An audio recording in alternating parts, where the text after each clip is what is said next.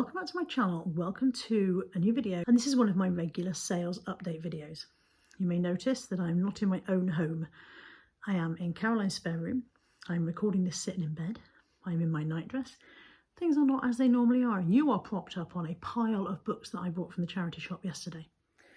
I have the sales up on my laptop. I'm going to record the screen from here and record the screen from here and stitch the two together, I hope, which is very much how I do it when I'm at home, but normally you're not propped up on a slightly wobbly makeshift pile of books tripod. So I've got all the sales lined up on my laptop. I've got all the windows set up ready to go. And what I'm going to do today is 20 over 20, but I've also got 5 duds at the end because I do try usually to put in a few duds to just keep it real, to make you guys realise that it's not always success. When people show you the successful sales, you could be led into believing that it's always going to be that way, and it isn't always going to be that way. I've got a whole host of duds. I've got a whole world of stock that still isn't shifting, that I've overpriced or undervalued, that's the other way around it. I've overpriced it, or I've overvalued it in my head, or when I've picked up I thought this will go and it never has gone. And every now and again I run a series of auctions to clear out some of that old stock, and some of it goes for almost nothing. So they'll be in at the end just to give you some balance, to keep it real.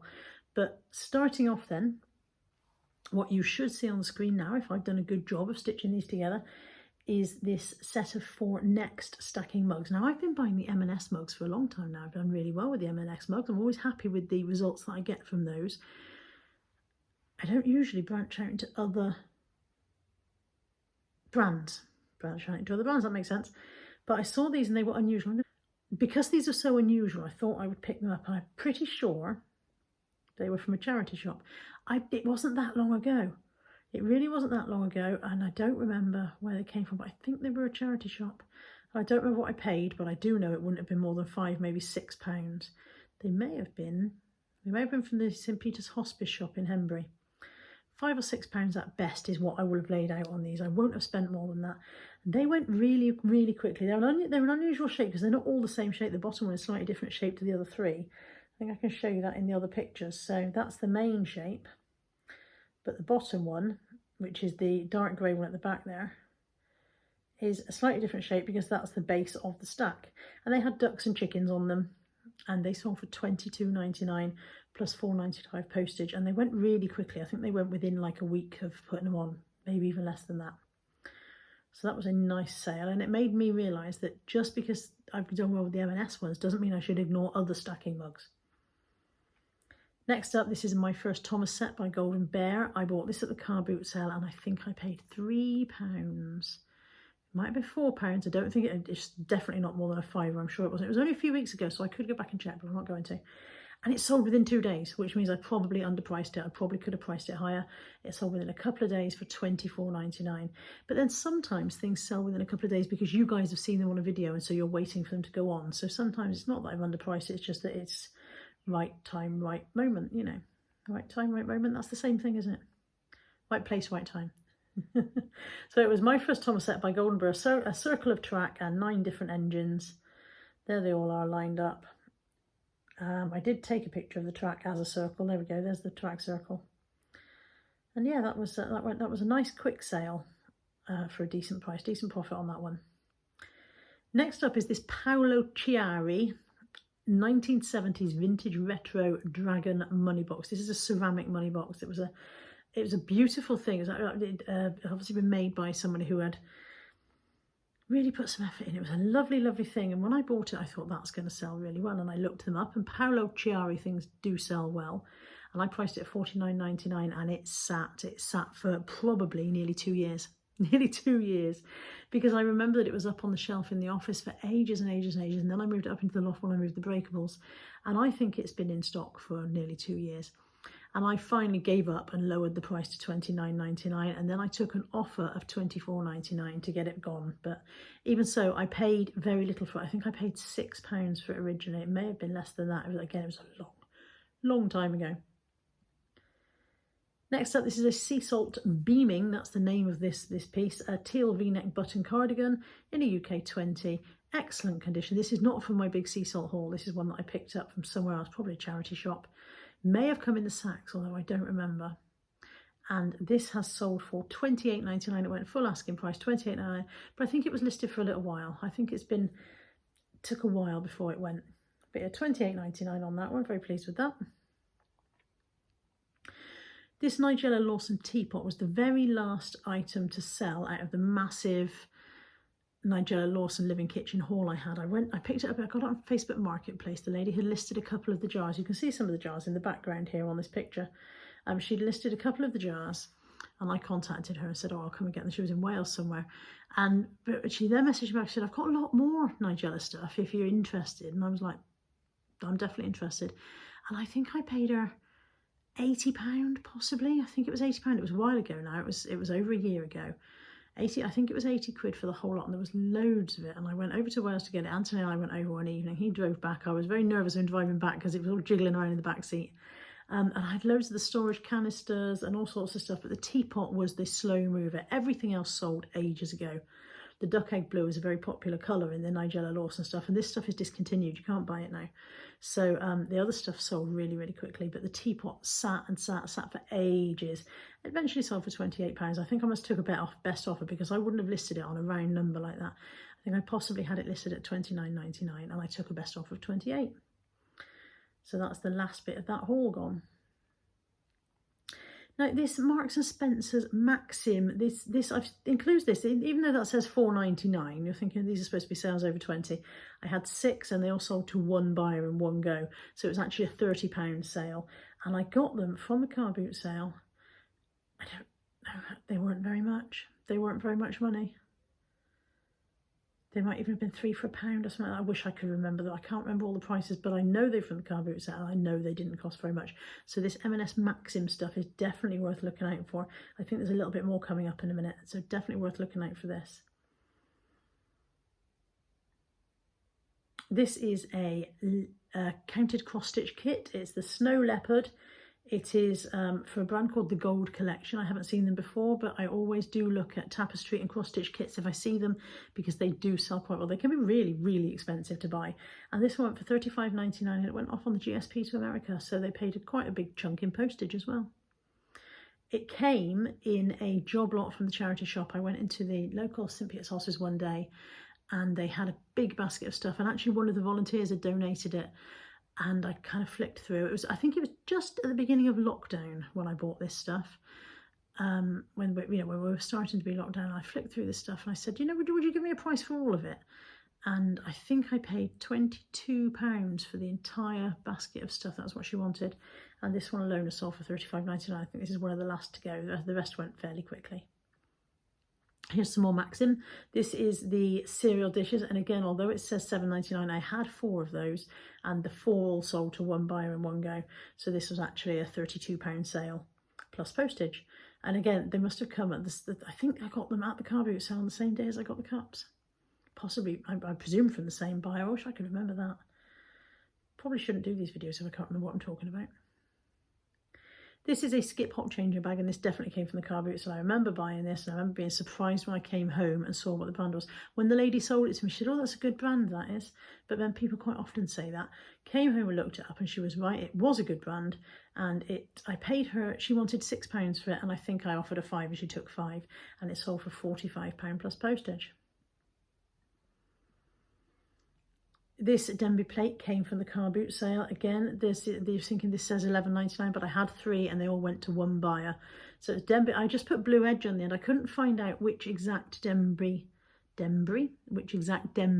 pattern it was, so I just put blue edge and took good photos.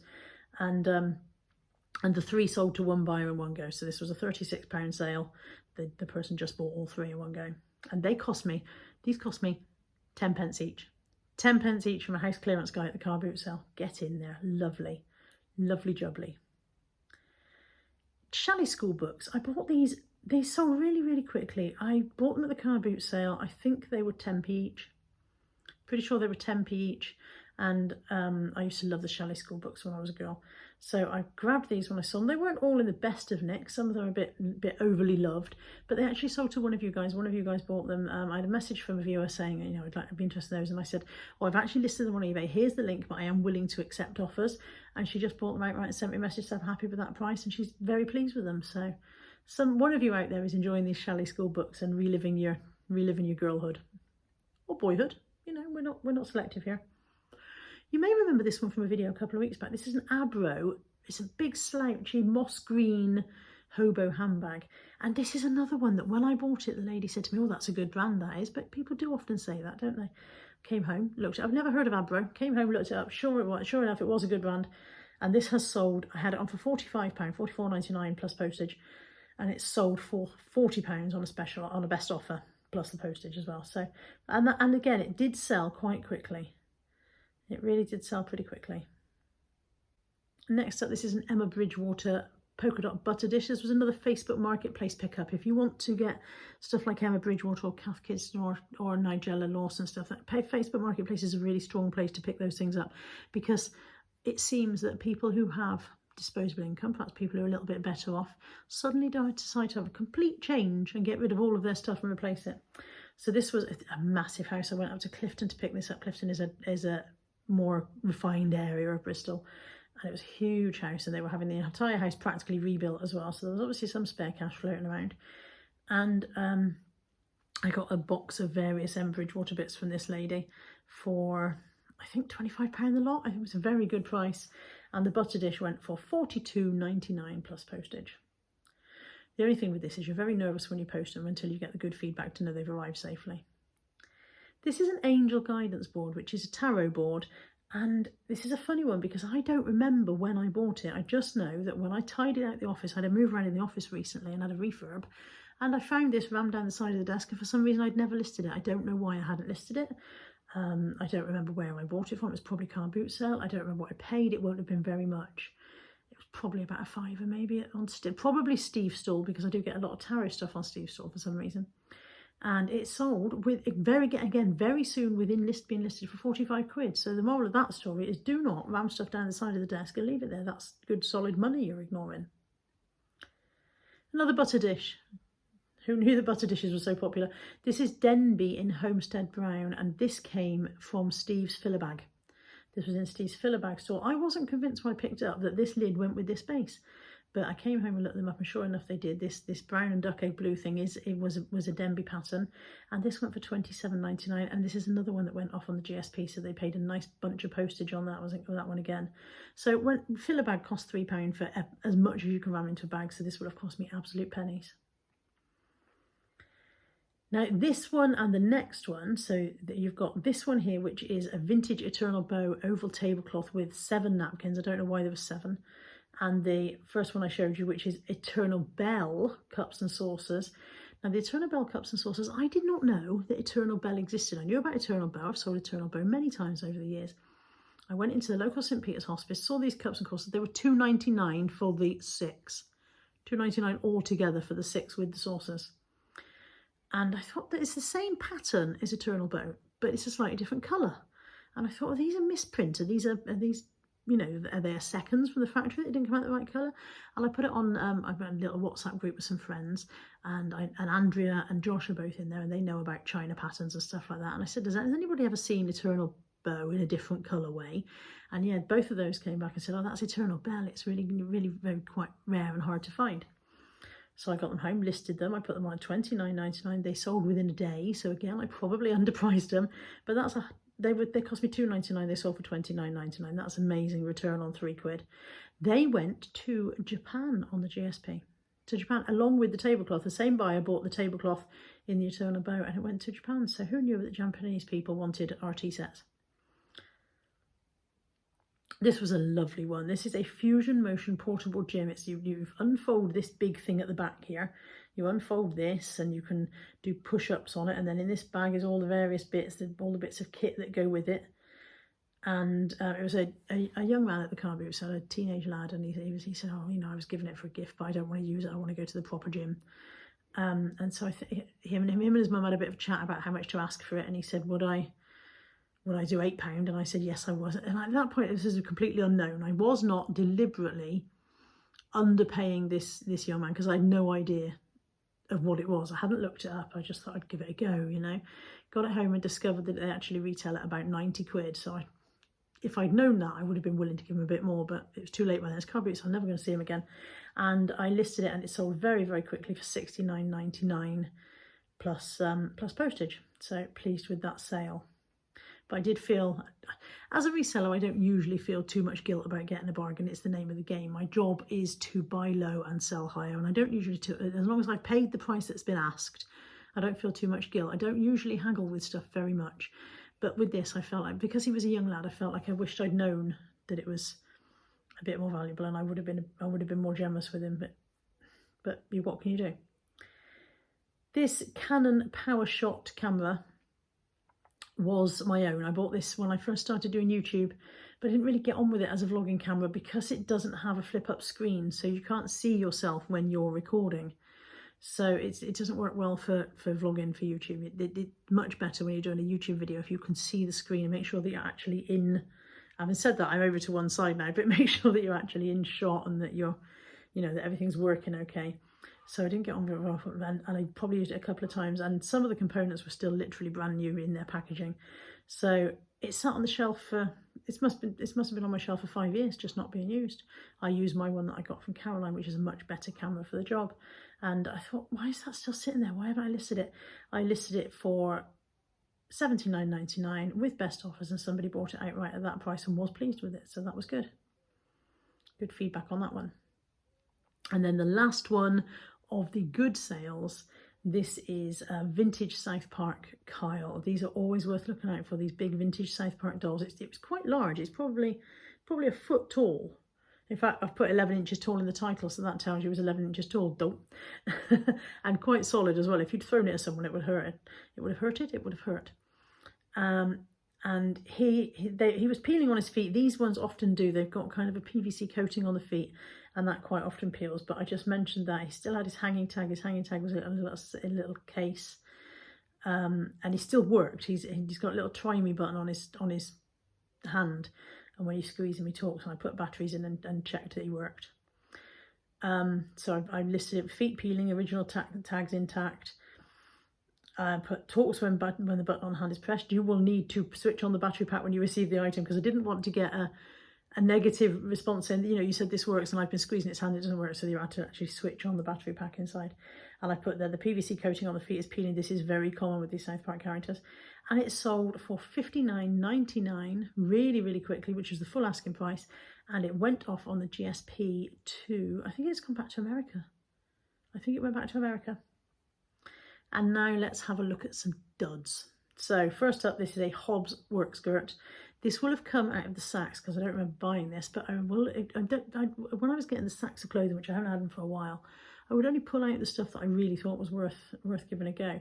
And whenever I see the Hobbs label, I'm pleased, because Hobbs is usually a strong seller. I've done it listed for about 3 years, I think. About 3 years this sat, and it will have started off at an ordinary asking price of maybe $19.99.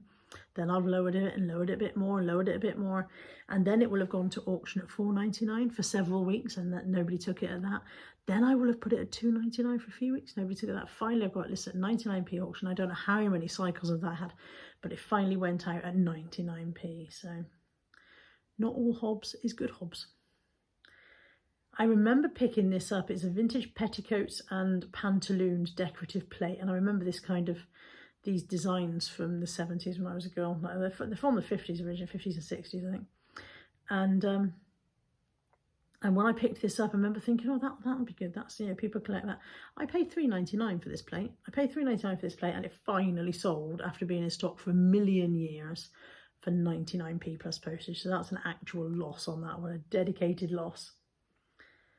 Here's another item of clothing. There's a reason I don't bother picking up white stuff anymore to resell. If I was giving it free, I'd still have a go, but I don't bother buying it to resell because the bottom has just dropped out of the white stuff market. This is the mystical hummingbird, I think. Mystical, was it called mystical? I don't know. Maybe it's called mystical and I should have put those two words together. I'm not sure now. Yeah, it was a lovely dress. Really, really nice dress, but I had it listed again. It was a original retail price of about 45 quid. I listed at $19.99. Then I dropped it, and then I put it on auctions $4.99, and then on $2.99 for several cycles, not just one auction each time. And it's finally gone out on a 99p auction plus postage. finally got rid of that. And then, did I maybe only put 4 duds? I thought I'd done 5 duds. I'm not sure now. If there's only 4 duds, I apologise, because now I've closed the windows. I'm not sure how many there were. Finally, this is an airport simulator CD-ROM game. These used to be brilliant. These used to be, if you saw these in the charity shop, they were worth pouncing on. And so I must have pounced on this at some point, but it had been listed for, again, that million years. Listed and listed and listed. Not only did it finally sell at 99p, which is probably what I paid for it, but look at the rookie mistake I made here. Free postage. I've managed to sell that at 99p with free postage. By the time eBay have had their fees, it cost me, I think it cost me £2.25 to post it or something stupid like that. eBay have had their fees. I'm in the red on that one. Very much in the red on that one. What can you do? What can you do? We all make mistakes, and I'm by no means immune to making mistakes. Thank you for joining me for this 20 over 20 and a few duds video. I hope you've enjoyed it, and I will see you soon. Take care. Bye for now.